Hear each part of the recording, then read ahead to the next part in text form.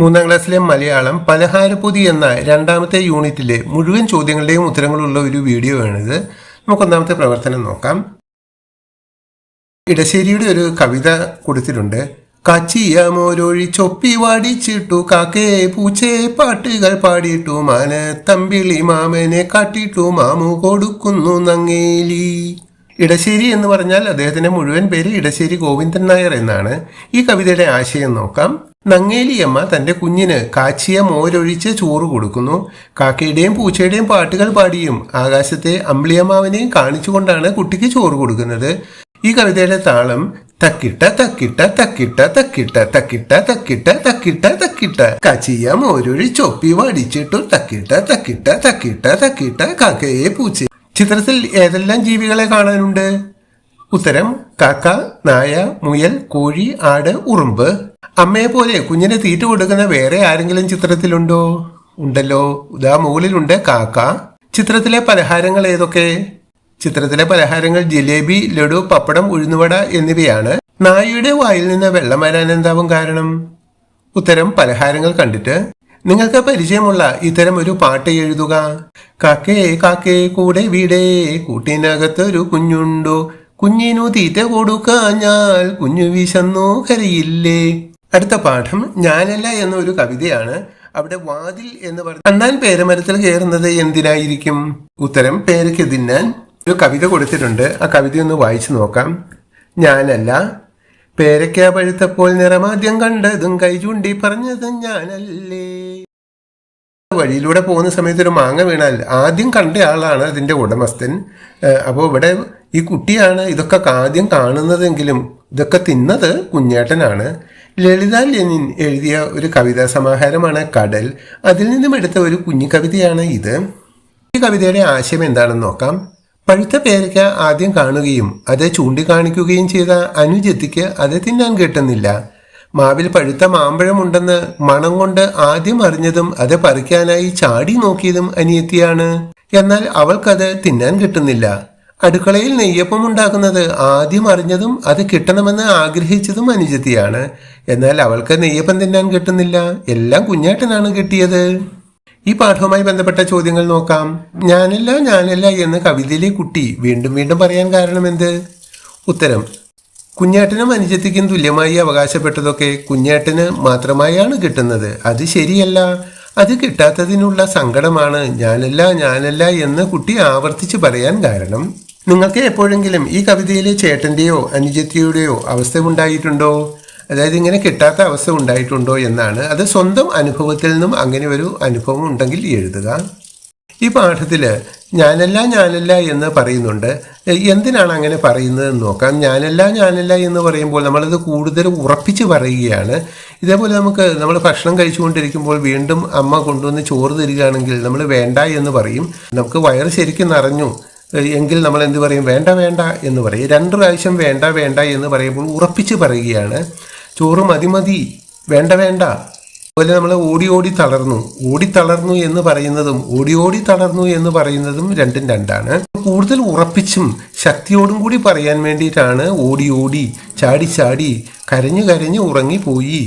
ശക്തി എന്ന് പറഞ്ഞാൽ വാക്കിന്റെ ശക്തിയാണ്. ആ പ്രവൃത്തി അത്രയും സ്ട്രോങ് ആയിരുന്നു എന്ന് സൂചിപ്പിക്കാനാണ് ഇങ്ങനെ വാക്കുകൾ ആവർത്തിച്ചു വരുന്നത്. അടുത്തത് കയ്പും മധുരവും എന്ന ഒരു പാഠഭാഗമാണ്. ഈ പാഠഭാഗം എല്ലാവരും നന്നായി വായിക്കുക. ഇത് KN ദാമോദരൻ നായർ വിവർത്തനം ചെയ്ത ടോൾസ്റ്റോയ് കഥകളിൽ നിന്നും എടുത്ത ഒരു ഭാഗമാണ്. ഇതുമായി ബന്ധപ്പെട്ട 37ാമത്തെ പേജിലെ ചോദ്യം നോക്കാം. വീട്ടിലെല്ലാവരും ചിരിച്ചപ്പോഴും വാന്യ കരയാൻ എന്താവും കാരണം?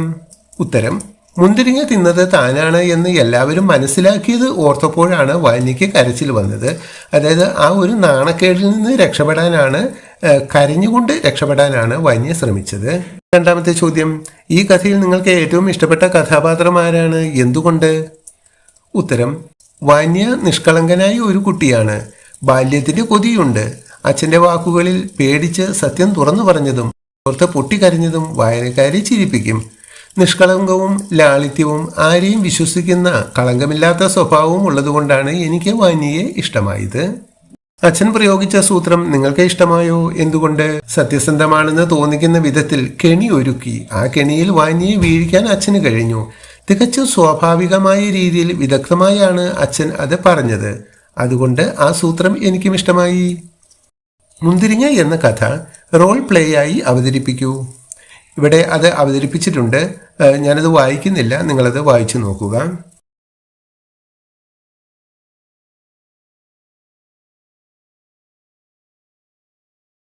മുന്തിരി കട്ടുതിന്ന ദിവസം വാഞ്ഞ് എഴുതാനിടയുള്ള ഡയറി തയ്യാറാക്കൂ, ക്ലാസ്സിൽ അവതരിപ്പിക്കൂ. അതിൻ്റെ ഉത്തരവും ഞാനിവിടെ എഴുതിയിട്ടുണ്ട്. അല്പം വലിയ ഉത്തരങ്ങളായതുകൊണ്ട് അതും വായിക്കുന്നില്ല, നിങ്ങളത് വായിച്ച് മനസ്സിലാക്കുക.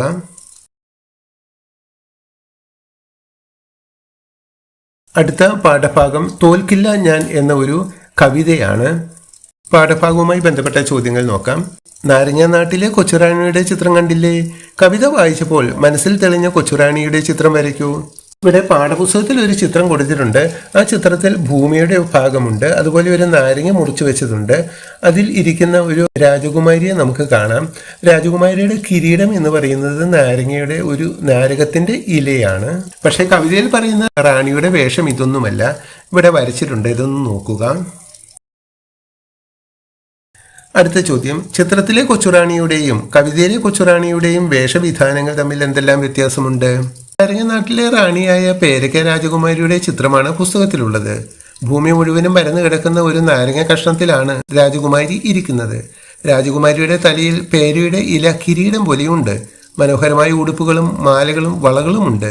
പട്ടുപോലെയുള്ള കൂമ്പാള കോണകം ഉടുത്ത് പ്ലാവില കൊണ്ടുള്ള കിരീടവും വെച്ചാണ് കവിതയിലെ കൊച്ചുറാണിയെ ചിത്രീകരിച്ചിട്ടുള്ളത്.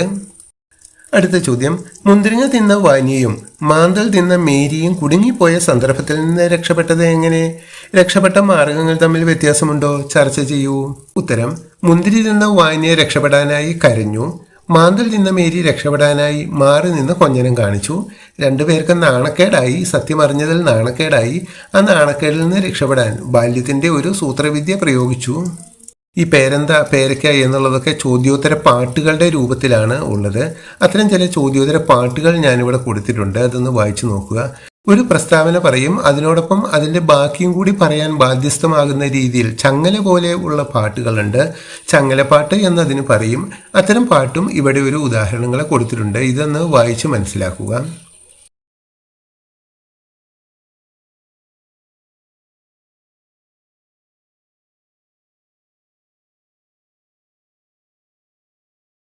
ഈ പാഠത്തിലെ ഒരു വാക്കാണ് കരം എന്ന് പറഞ്ഞാൽ കൈയാണ്, മനുഷ്യന്റെ കൈ.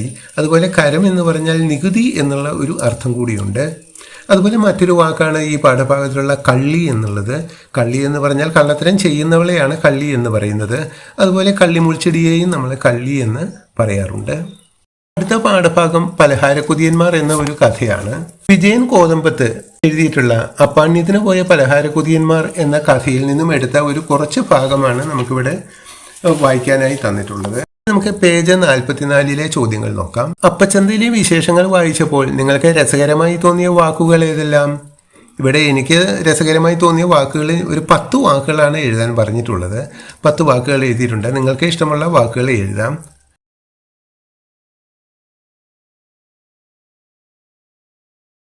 രണ്ടാമത്തെ ചോദ്യം, പലഹാരങ്ങളുടെ പേരുകൾ എഴുതൂ. അവ അക്ഷരമാല ക്രമത്തിൽ പട്ടികയാക്കൂ.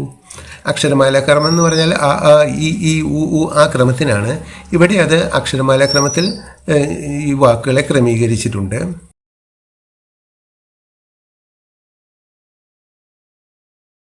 മൂന്നാമത്തെ ചോദ്യം, ഇഷ്ടപ്പെട്ട പലഹാരത്തിന്റെ ചിത്രം വരയ്ക്കൂ. അത് പരിചയപ്പെടുത്തുന്ന കുറിപ്പെഴുതൂ. ഞാൻ ജിലേബിയെക്കുറിച്ച് എഴുതിയിട്ടുണ്ട്, അത് ഇവിടെ കൊടുത്തിട്ടുണ്ട്, വായിച്ചു നോക്കുക.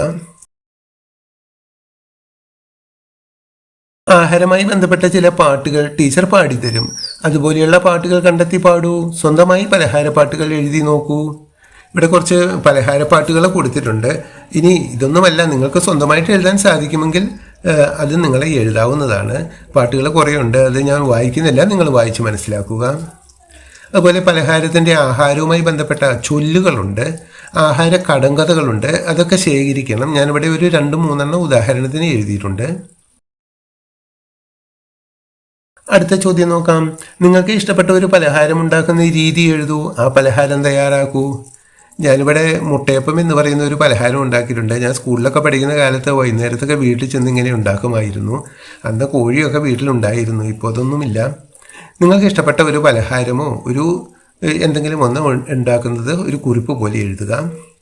എല്ലാവരും വീട്ടിൽ നിന്ന് തയ്യാറാക്കി കൊണ്ടുവന്ന പലഹാരങ്ങൾ ക്ലാസ്സിൽ പ്രദർശിപ്പിക്കൂ. പ്രദർശനത്തിന്റെ പ്രചാരണത്തിനായി പോസ്റ്ററും തയ്യാറാക്കണം. പോസ്റ്റർ തയ്യാറാക്കിയിട്ടുണ്ട്.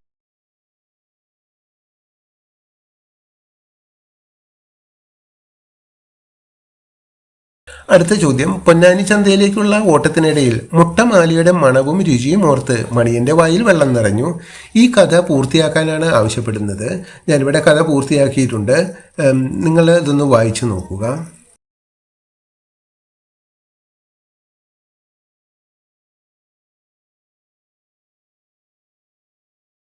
അടുത്ത് നമുക്ക് പഠിക്കുവാനുള്ള പാഠഭാഗം മഴത്തുള്ളി പിണക്കം എന്നാണ്.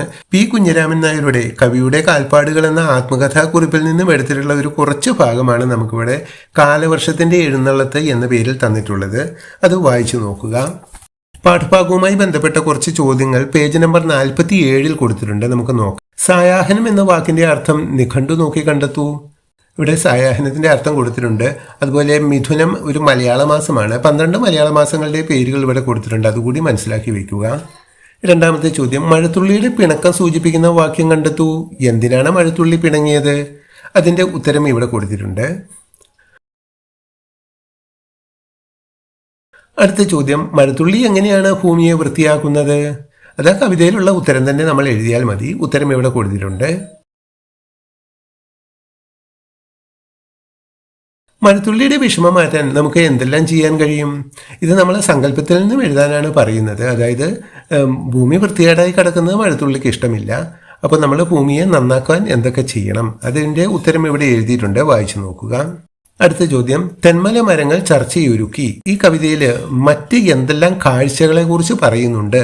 അത് കണ്ടെത്തി എഴുതാനാണ് പറയുന്നത്. ഈ കവിതയിലുള്ള മറ്റ് കാഴ്ചകൾ ഇവിടെ ഉത്തരമായിട്ട് കൊടുത്തിട്ടുണ്ട്. വായിച്ചു നോക്കുക. ഇനി ആ പേജിൽ തന്നെ മറ്റൊരു മാലിന്യ കൂമ്പാരത്തിന്റെ ചിത്രം കൊടുത്തിട്ടുണ്ട്. അതിനടിയിൽ 2 ചോദ്യങ്ങളുണ്ട്. വായിച്ചു നോക്കാം. ചിത്രം വായിച്ചു കണ്ടെത്തിയ കാര്യങ്ങൾ പങ്കുവയ്ക്കൂ. ചിത്രം വായിക്കുക എന്ന് പറഞ്ഞാൽ ചിത്രം കണ്ട് മനസ്സിലാക്കുക എന്നാണ്.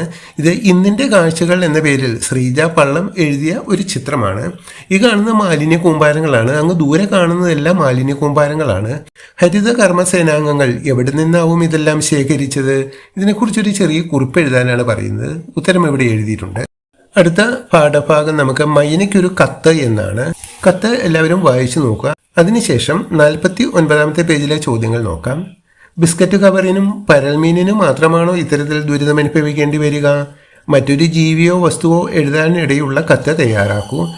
അതുമായി ബന്ധപ്പെട്ട ഒരു കത്ത് ഞാനിവിടെ എഴുതിയിട്ടുണ്ട്. കത്ത് എല്ലാവരും വായിച്ചു മനസ്സിലാക്കുക.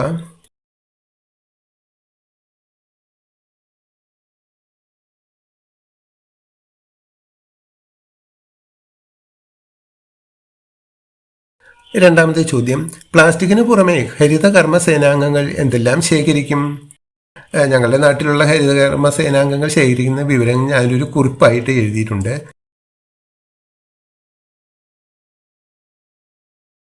അടുത്ത ചോദ്യം, ഹരിതകർമ്മ സേനാംഗങ്ങളെ സ്കൂളിലേക്ക് ക്ഷണിക്കൂ. അവരോട് എന്തൊക്കെ ചോദിച്ചറിയാം? ഇതിലെ 2 ചോദ്യങ്ങളാണ്. ക്ഷണിക്കാനായി നമ്മളൊരു കത്ത് എഴുതണം, ക്ഷണക്കത്ത്. അതുപോലെ അവരോട് ചോദിക്കാനുള്ള ചോദ്യങ്ങളും തയ്യാറാക്കണം. അപ്പോൾ 2 ഞാനിവിടെ ചെയ്തിട്ടുണ്ട്. വായിച്ചു നോക്കുക.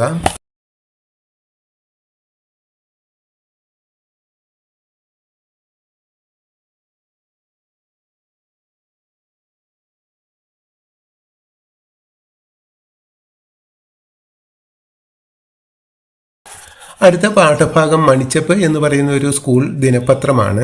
51-ാമത്തെ പേജിൽ ആ പാഠവുമായി ബന്ധപ്പെട്ട കുറച്ച് ചോദ്യങ്ങളുണ്ട്. ഒന്നാമത്തെ ചോദ്യം, ഈ വാർത്ത വായിച്ചപ്പോൾ നിങ്ങളുടെ മനസ്സിലേക്ക് വന്ന ചിത്രങ്ങൾ, സംഭവങ്ങൾ, വാർത്തകൾ എന്നിവ എന്തെല്ലാം?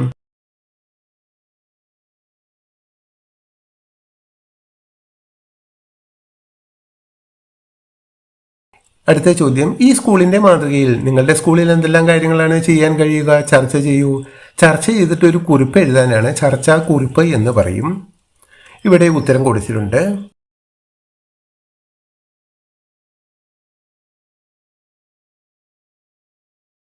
ഓരോ വറ്റും പദ്ധതി പോലെ മറ്റൊരു സ്കൂളിൻ്റെ ശുചിത്വ സന്ദേശ പോസ്റ്ററുകൾ തയ്യാറാക്കി ഒട്ടിക്കുന്ന പ്രവർത്തനമാണ് നടന്നത്.